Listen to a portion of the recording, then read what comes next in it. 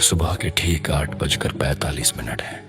पहली रोशनी पहाड़ों की चोटियों को छू चुकी है, लेकिन लाहुल की घाटी अब भी शांत है।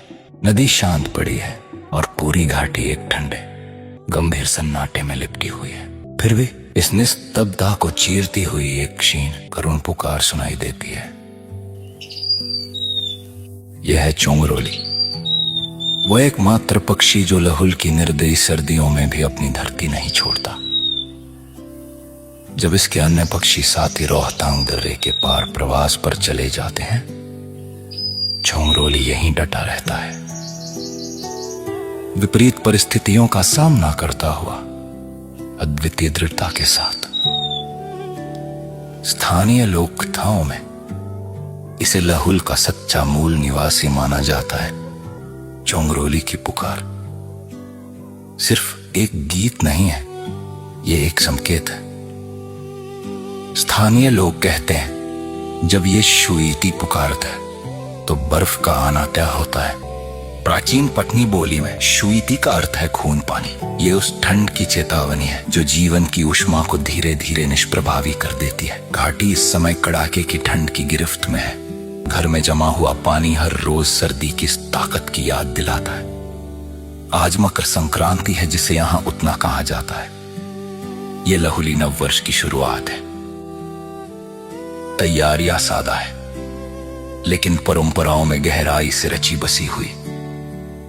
घर की फर्श गोबर और काली मिट्टी से लीपी जाती है और स्थान की शुद्धि के लिए जुनिपर की पत्तियां जलाई जाती हैं। भोर में घर का मुखिया छत पर चढ़ता है और पूर्वजों और देवताओं को भोग अर्पण करता है।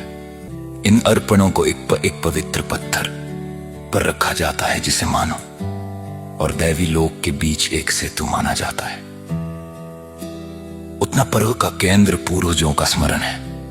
मान्यता है कि उनसे उठता धुआं दिगंगत आत्माओं तक उनकी स्मृति और सार को पहुंचाता है। हर परिवार अपने पूर्वजों के नाम पुकारता है ताकि कोई भी भुलाया न जाए। स्थानीय किंवदंती के अनुसार उतना के दिन शीत देवता चंद्र और भागा नदियों के संगम में स्नान करने उतरते हैं। यह बर्फ से बना देवता हाथ में हिमदन लिए 21 दिनों तक घाटी में विचरण करता है और तीर शीत फैलाता है। 24वें दिन ठंड अपने चरम पर होती है। आग जलती तो है, लेकिन ऊष्मा क्षण भंगुर होती है। 25वें दिन शीत देवता लौटने लगते हैं और घाटी राहत की सांस लेती है। गांव के लोग अनुष्ठानों और गीतों के साथ शीत देवता को विदा करते हैं। वे भुर्ज की टहनियों से मवेशियों को झाड़ते हैं ताकि ठंड का कोई अंश उनसे चिपका न रह जाए। गीतों में आने वाले गर्म दिनों की आशा होती है।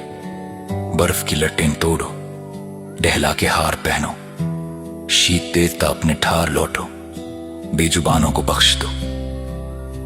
जैसे जैसे सर्दी ढलती है, घाटी फिर से जीवन की ओर लौटने लगती है।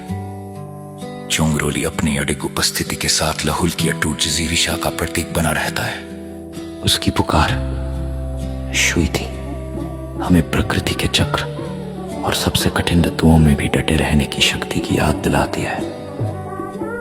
हिम की कठोरता से लेकर ऊष्मा के वादे तक लाहुल के लोग, उनकी परंपराएं और जीव जंतु हमें जीवित रहने की कला और प्रकृति के साथ सामंजस्य की सुंदरता सिखाते हैं।